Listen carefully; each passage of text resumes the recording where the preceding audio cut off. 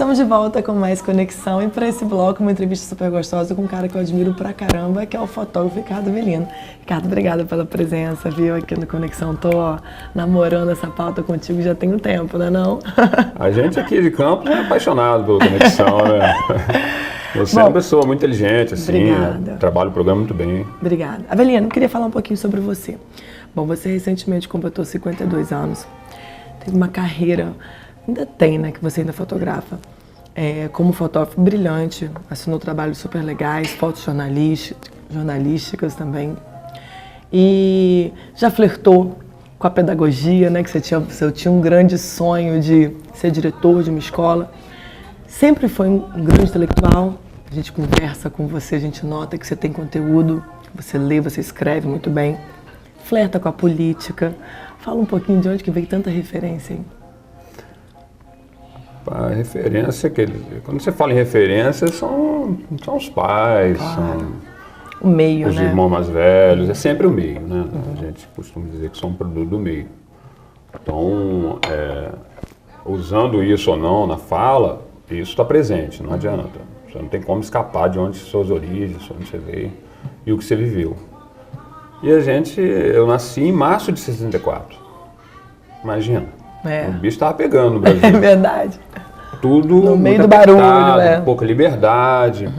Foi onde a gente detectava quem era o inimigo, então a música se destacou muito. Porque a música grande produção. A música costumava ter uma mensagem muito forte naquela época, política, né? O hoje engajamento. Hoje em dia se lamenta-se um pouco em relação a isso, né? A música perdeu aquela coisa de... Porque naquela época, eu acho que os militares no poder, eles não tinham essa ideia de trabalhar ideologicamente. Era muito na marra. Agora, Avelino, você também tem você é bem engajado na política, né? Seu irmão acho que fundou um partido político também, você já teve conhecimento com alguns políticos de frente também, né? Você gosta de política? Era uma época diferente, né, da de hoje. Década de 80, final de 70, com a queda do AI-5, né, ato institucional número 5, que baniu os caras aqui, né, os pensadores, Brizola, aquela turma, tudo estava fora do país. Sim. Toda a elite pensante foi Gilberto Gil, né? Ferreira Goulart, todo mundo foi viver fora, o pau quebrava aqui dentro, e era declarado mesmo. Isso trouxe algumas vantagens, né? Mas a gente que viveu naquela época, aí a gente fica nesse saudosismo em termos culturais. Claro. Mas o país era muito pior, assim. Era uma dureza, que a gente estava preparado para evoluir, andou para trás. Assim. Por isso que eu fico com medo desses movimentos hoje. Qual é o seu posicionamento hoje diante da realidade política, hein? Cara, é uma crise ética. Uma crise moral muito grave. Então as pessoas que falam assim, o militarismo, não sabe porque não viveu. É diferente, era outra realidade, né? Ter cuidado com isso, entendeu? O Estado, porque o Estado é uma criação, o Estado não existe. O Estado é a criação. A Justiça criou o Estado para criar a Justiça. Quem diz que o juiz hoje manda você fazer isso, tem que ir lá, e não sabe nem qual é o assunto. Eu acho que a batalha é muito mais profunda do que a gente imagina, né? É muito profunda, mas assim, essa leitura eu aprendi a fazer, que meu irmão, assim, ele tem mais velho, né? São 7 filhos, 7 irmãos. 7 irmãos? Eu sou o 7º. Nossa, ele, caçula. O primeiro, eu sou o caçula. Nasci Todos em 64. São dessa altura, Avelino? Todos são grandes como você? Não, tem os catadores de moeda. Tem uma irmã que a gente diz assim, não, você nasceu para catar moeda, para achar moeda, porque ela tem 1,51 m. Nossa, como pode? Você tem quanto? 1,94 m. Quando ele chegou, eu já falei, olha, Avelino, reconheci pela altura. É difícil, né, esconder. Mas essa minha participação política foi mais de acompanhar, né, a família, acompanhar os movimentos, né? Porque você está ali, você está aprendendo. Você fotografou política também, né? Fotografei política do fotojornalismo foi assim, um pouco depois. Já foi quando a coisa estava... A liberdade começou a chegar, depois de Collor. Já era uma nova atitude, né? A ideologia estava entrando. Um comportamento diferente, Você, como Paulo Freire diz, né, o trabalho era tirar o opressor da pessoa. Não era o opressor lá, a pessoa aqui. O opressor já estava dentro da pessoa, ideologicamente. Então você achava que você não era prejudicado pela situação, ou por isso, por aquilo. Você não conseguia ler. Né? Hoje você vê a televisão, a dona de casa não entende o que está falando. Ela não entende. Eles falam 1000 coisas, Jornal Nacional, só a dona de casa, ela vai para frente com uma toalhinha, bater mosquito e falar, acompanhar o bairro. Você pode ver, em periferia é assim. Vê mais novela. Na hora do Jornal Nacional. Aí depois volta para a novela, quer dizer. Porque ninguém entende. As pessoas não entendem o que está ali por trás. E essas pessoas também que estão aqui na Pilinca, no centro e tal, também não manjam muito não. O jovem, principalmente. Porque hoje a coisa está muito complicada. Mas você sabe que de um tempo para cá eu notei que os jovens têm tido assim, mais curiosidade com a política e virou hype conversar de política, sabia? Tipo, o jovem que não tem um posicionamento político, ele tá meio que atrasado na realidade atual, assim, entendeu? É interessante você ter um posicionamento. Você não precisa ser... Então, mas o posicionamento, ele é interessante. Só não gosto dele, assim, quando ele não é radical. Ele não vai na raiz. Porque radical é até um termo pejorativo. Sim. Fulano é radical. Não, radical é quem vai à raiz. Então, para você estudar um Brasil hoje, você tem que pegar a história do Brasil. Claro. Porque você vê que a história do Brasil leva ao que está hoje. Não dá para negar as raízes, Nós fomos colônia de exploração, né? Tudo, a gente mesmo, né? Tudo que você você vai devendo.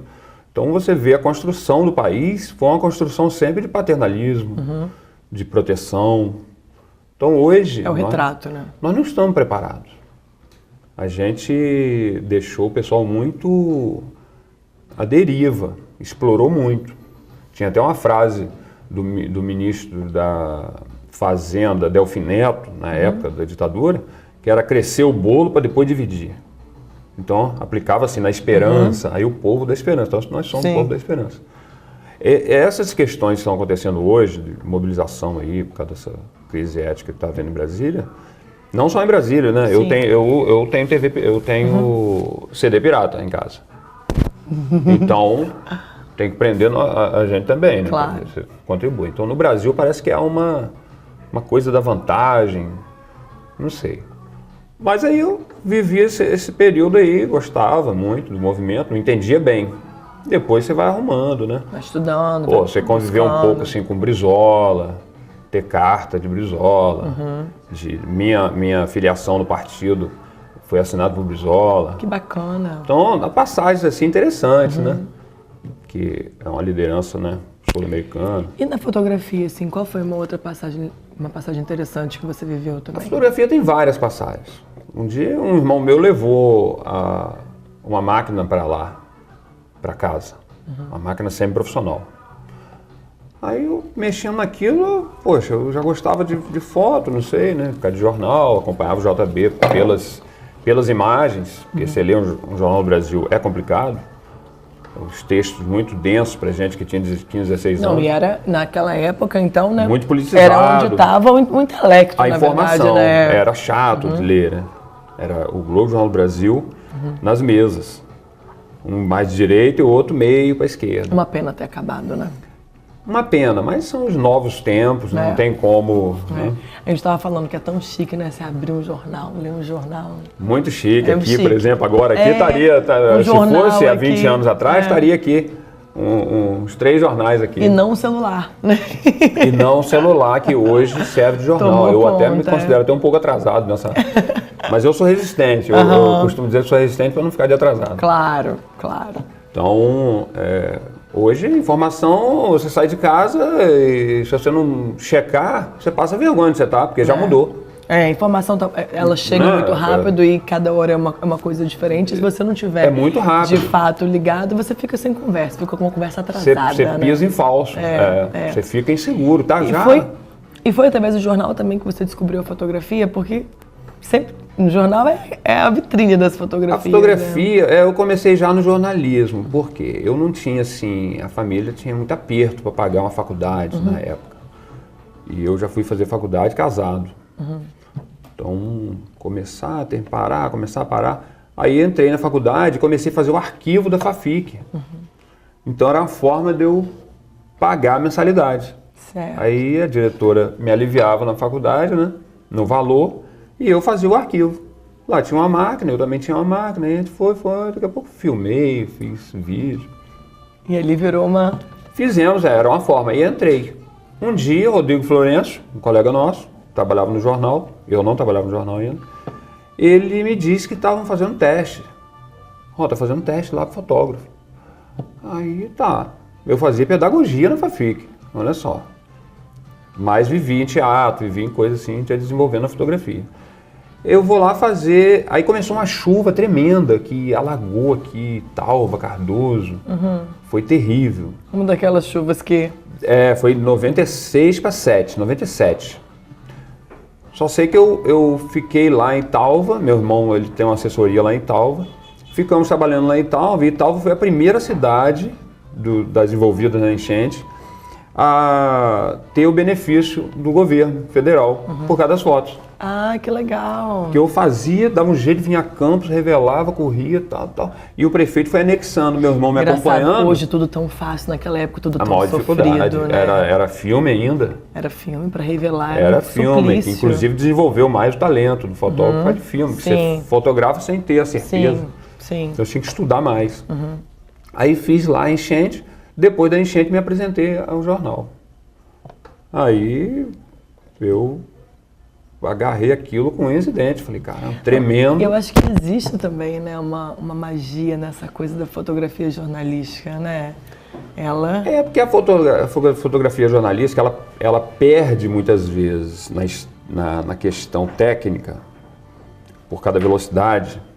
Tem hora que não dá para você enquadrar direito, você está fora da luz, você está... Mas a imagem, o real, é bacana. Você está vivendo demais. Aquilo ali também, aquela energia daquele momento. Você vivendo, mas né? o que você mostra também é uma coisa que realmente é um ponto de vista verdadeiro.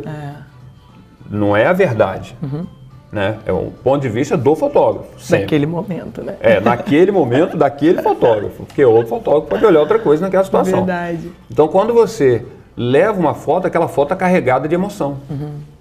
Então isso compensa certas questões técnicas, que você é obrigado a ir cada vez mais perseguindo a questão técnica, sem poder montar, que você não pode montar com bandido, ao contrário. Claro. Então, não, e às vezes não tem nenhuma grande cena, você tem que retratar aquela realidade, né? Porque na fotografia você só vê o que você tem na cabeça. Passa na sua frente, você não vê. Um político cumprimentando o outro, os dois brigaram semana passada, os dois estão com votação diferenciada na Câmara, por exemplo.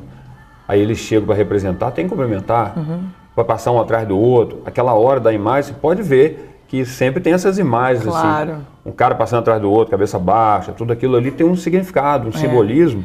O olhar do fotógrafo está diretamente ligado, talvez, né, que eu estou falando, está diretamente ligado à informação, você não acha, não? A informação, mas ele tem que estar sintonizado não só com a informação, mas assim, ele tem que estar sintonizado com o leitor. Porque não adianta você fotografar para um segmento. Direta, né? Você fotografar para um segmento e quem lê o jornal ou a revista é outro segmento. Então, você tem que saber para quem você está fazendo. Né? Tem que saber para quem você está fazendo.